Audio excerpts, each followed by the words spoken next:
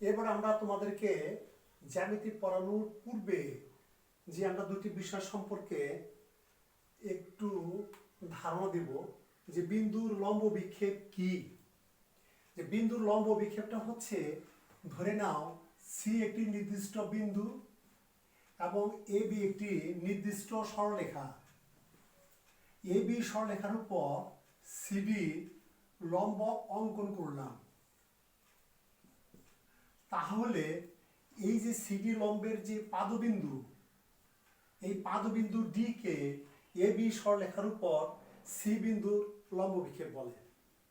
তাহলে কোনো বিন্দুর লম্ব বিক্ষেপের সংজ্ঞাটা দাঁড়ালো এই যে কোনো নির্দিষ্ট বিন্দু থেকে কোনো সরলরেখা উপর লম্ব অঙ্কন করলে লম্বের পাদবিন্দুকে এই সরলরেখার উপর ওই নির্দিষ্ট বিন্দুর লম্ব বিক্ষেপ বলে।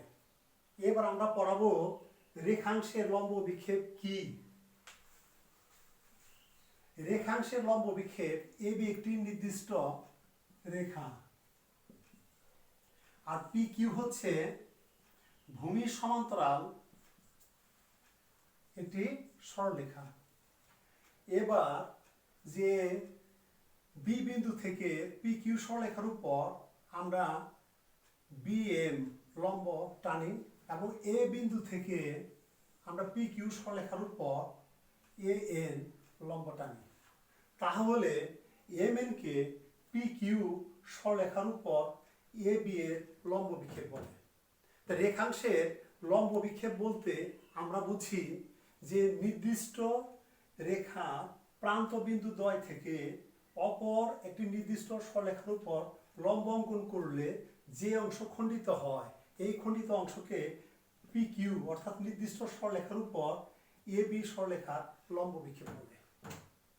এবার আমরা উপপাদ্য 3টা পড়াবো আজকে। যে এখানে ডাকটা হচ্ছে কি, স্থূলকোণী ত্রিভুজের স্থূলকোণের বিপরীত বাহুর উপর অঙ্কিত বর্গক্ষেত্র, উহার অপর দুই বাহুর উপর অঙ্কিত বর্গক্ষেত্র এবং উহাদের যে কোনো এক বাহু ও তার উপর অপর বাহুর লম্ব বিক্ষেপ, এই দুয়ের অন্তর্গত আয়তক্ষেত্রের দ্বিগুণের সমষ্টি সমান। এই ক্ষেত্রে আমরা এখন বলতে পারি এ বি সি একটা স্থূলকোণী ত্রিভুজ এবং এ সি বি হচ্ছে তা স্থূলকোণ এবং এ সি বি এর অর্থাৎ স্থূলকোণের বিপরীত বাহু হচ্ছে এ বি। এবার আমরা বি সি এর বর্ধিতাংশের উপর এ বি হচ্ছে লম্ব। তাহলে আমরা এবার বলতে পারি সিডি কে বিসি এর বর্ধিতাংশের উপর এ সি এর লম্ব বিক্ষেপ। এখন আমরা এটাকে লিখতে পারি বিশেষ নির্বাচন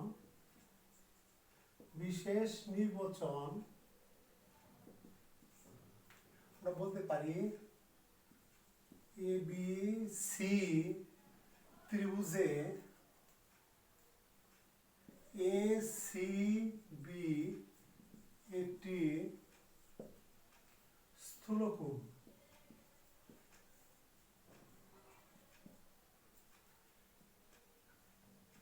এ বি স্থূলকোণের বিপরীত বাহু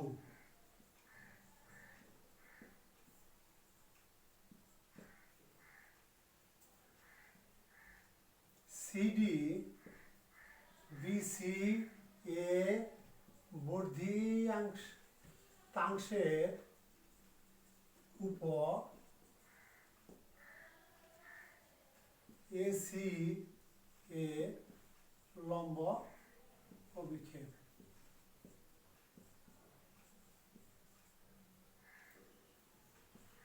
প্রমাণ করতে হবে যে আমরা বলবো স্থূলকোণের বিপরীত বাহুর উপর অঙ্কিত বর্গক্ষেত্র এ বি স্কয়ার, অপর দুই বাহু এসির উপর বর্গ এসি স্কয়ার, তাহলে বিসি এর উপর বর্গ বিসি স্কয়ার এবং উহাদের যে কোনো এক বাহু অর্থাৎ বিসি এবং এই বাহুর উপর অন্য বাহু অর্থাৎ এসি এর লম্ব বিক্ষেপ সিডি, এই দুইয়ের অন্তর্গত আয়তক্ষেত্র অর্থাৎ এই দুইটা বাহু দ্বারা যদি আমরা আয়তক্ষেত্রের ক্ষেত্রফল করি তাহলে বিসি টু সিডি বোঝায়। এর দ্বিগুণ, দ্বিগুণ মানে দুই দ্বারা গুণ করতে হবে। সমষ্টি, সমষ্টি মানে যোগ, সমান।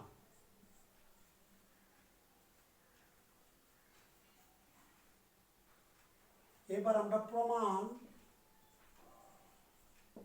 করব যে এ বি ডি ত্রিভুজে এ ডি বি একটি সমকোণ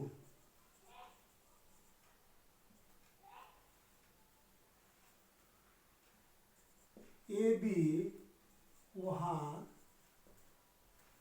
অতিভুজ।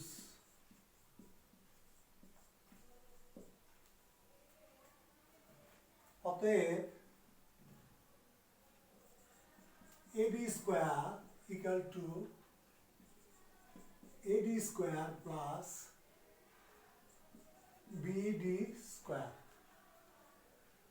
আমরা এটা যে লিখেছি শর্ত হচ্ছে যেহেতু সমকোণী ত্রিভুজের অতিভুজের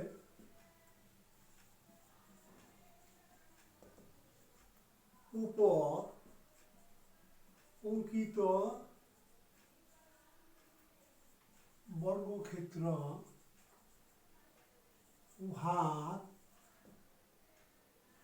অপর দুই বাহুর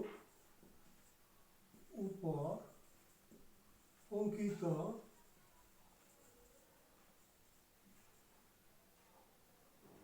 বর্গক্ষেত্রের সমষ্টির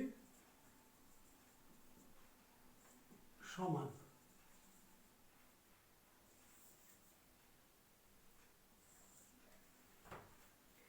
এবার আমরা লিখতে পারি এডি স্কয়ার প্লাস বিডির পরিবর্তে আমরা লিখতে পারি বিসি প্লাস সি ডি।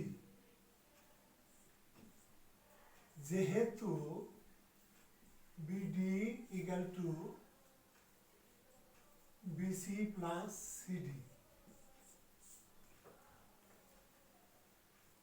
এটাকে যদি আমরা ভাঙায় দেই তাহলে AD square plus BC square plus CD square plus 2bc into CD.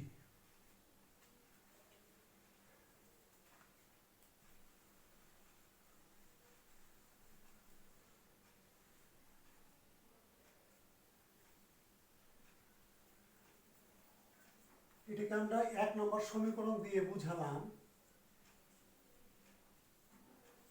আবার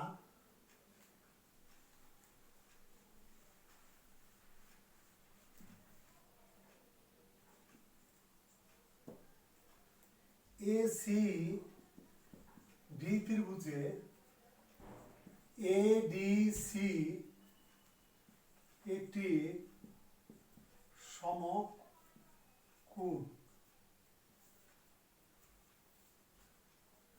এসি উহা অতিভুজ। সেই পিথাগোরাসের সূত্র অনুসারে আবার আমরা বলতে পারি AC square equal to AD square plus CD square. এবার আমরা 1 নয়ে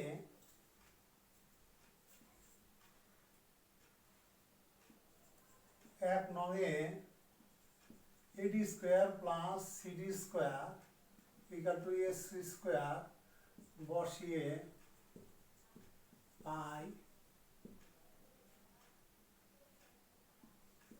ab square equal two ac square plus bc square plus 2bc into cd প্রমাণিত। ওকে, তাহলে আমরা এখানে কি করেছি তোমরা একটা খেয়াল করো, এই যে এখানে এসি স্কোয়ার এবং এডি স্কোয়ার, এই এডি স্কোয়ার প্লাস এসি স্কোয়ারের পরিবর্তে 1 নংয়ে আমরা এসি স্কোয়ার বসাইছি, আর এখানে হলো কত BC square plus 2bc into CD. তাহলে আমাদের দাঁড়ালো ab square equal to AC square plus BC square plus 2bc into CD প্রমাণিত।